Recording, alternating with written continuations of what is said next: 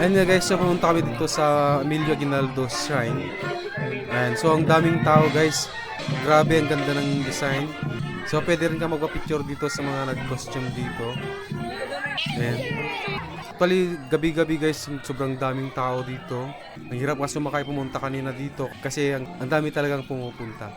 And so ang dami mong makikita na views dito. And so nandito rin si Santa Claus. Ayan, kung gusto yung magpa-picture dyan. Then isa rin sa nakaka-attract guys. So dito sa mayroong moon. And so pwede rin ka magpa-picture dito. So actually ang dami na rin kuhang picture dyan. So ang dami rin nagpa-picture dyan guys.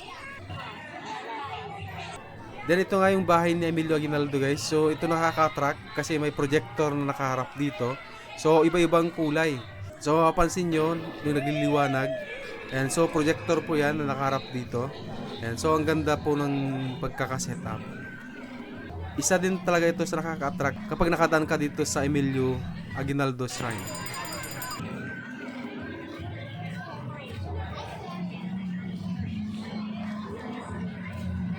Then ito nga guys, mayroong malaking Christmas tree dito. So dalawa yan guys. Ayan. So ang daming tao kapag gabi. Ayan, nandun yung isa sa kabila. Then kahit mga batang daming naglalaro dito guys.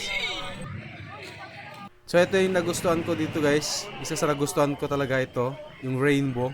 So ang sarap maglakad dito sa loob. So iba-ibang kulay niya. So grabe, pag nagpa-picture ka dito o nag-video, so talaga ang gandang tignan.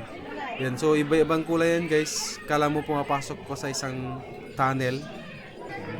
And so ayan nga, ang sarap maglakad dito, pabalik-balik kami dyan guys. So pwede rin kayo pumunta dyan guys. Sobrang ganda niya.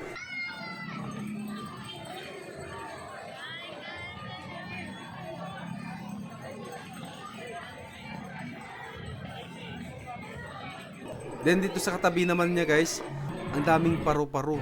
So umiilaw yan na paro-paro. So siyempre guys, hindi yan totoong paro-paro. And so umiilaw yan, tapos gumagalaw yung mga pakpak. So nakakatuwa sila guys kasi sobrang dami nila. Sabay-sabay na umiilaw yung mga pakpak nila.